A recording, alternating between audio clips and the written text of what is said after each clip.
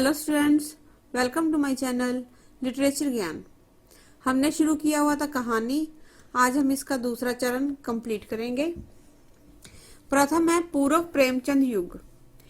इस वर्ग में प्रेमचंद के उदय काल तक की अवधि में रचित कहानी आती हैं, अर्थात पूर्व भारतेंदु और द्विवेदी युग तक की कुछ कहानियां।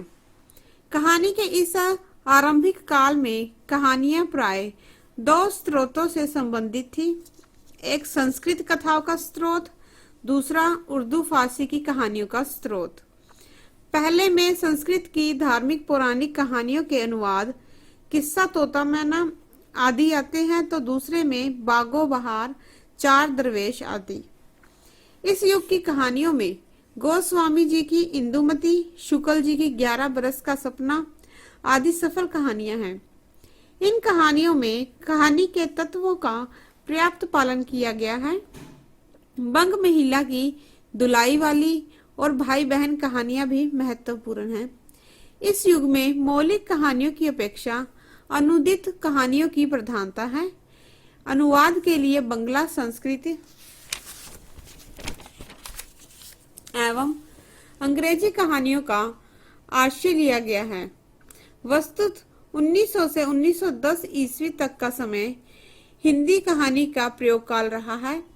सन 1900 ईस्वी में सरस्वती के प्रकाशित किशोर लाल गोस्वामी कृत इंदुमती के बाद सरस्वती और सुदर्शन नामक पत्रिकाओं में लगातार बहुत सी कहानियां प्रकाशित हुई।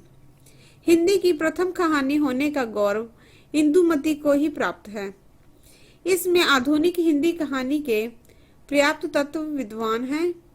यह एक कल्पनापूर्ण प्रेम कथा है, जिसमें अतिशय भावुकता के सहारे इंदुमती के चरित्र को उद्घाटित किया गया है। शुक्ल जी की 11 वर्ष का सपना कहानी में भी कल्पना तत्वों की प्रधानता है, जो आत्मकथात्मक शैली में लिखी गई हैं। इसमें 11 वर्ष के अंतराल से दो प्रेमी हृदयों का मिलन होता है, जिसमें प्रेम के आदर्श रूप का संकेत है। यहाँ 11 वर्ष के बाद मिलन की घटना पूर्ण संयोग पर आधारित है, जो आचार्य शुक्ल के आदर्श परख दृष्टिकोण को भी संकेत करती है। 1907 ईस्वी में प्रकाशित बंग महिला की दुलाई वाली कहानी इस काल अवधि की सबसे महत्वपूर्ण कहानी है। हिंदी के बहुत से आलोचक इतिहासकारों ने इसी को वास्तविक अर्थों में हिंदी की प्रथम मौलिक कहानी माना है। इसमें प्रतिदिन के जीवन की एक अति साधारण घटना के आधार पर एक प्रभावशाली कहानी की सृष्टि की गई है। बंग महिला कृत, कुंभ में छोटी बहू, दान प्रतिदान, बालियां आदि कहानियां भी इसी काल अवधि में लिखी गई हैं।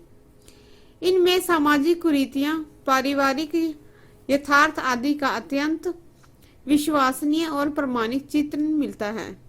इस प्रकार इस प्रयोग काल की सबसे महत्वपूर्ण कहानी लेखिका बंग महिला ही है और उनकी दुलाई वाली सबसे महत्वपूर्ण कहानी है।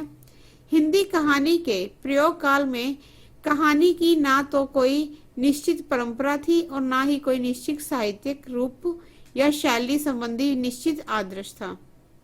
कहानी के इस दूसरे दौर में 1910 से 1915 ईस्वी में हिंदी के कथा सम्राट मुंशी प्रेमचंद जी की कुछ कहानियां उर्दू के जमाना नामक पत्र में प्रकाशित हो चुकी थी।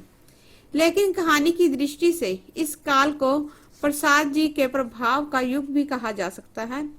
इन्होंने हिंदी कथाकारों को आदर्शात्मक कहानियां लिखने के लिए प्रोत्साहित किया। इसलिए इस काल की कहानियों पर आदर्श का बहुत ही गहरा रंग दिखाई पड़ता है।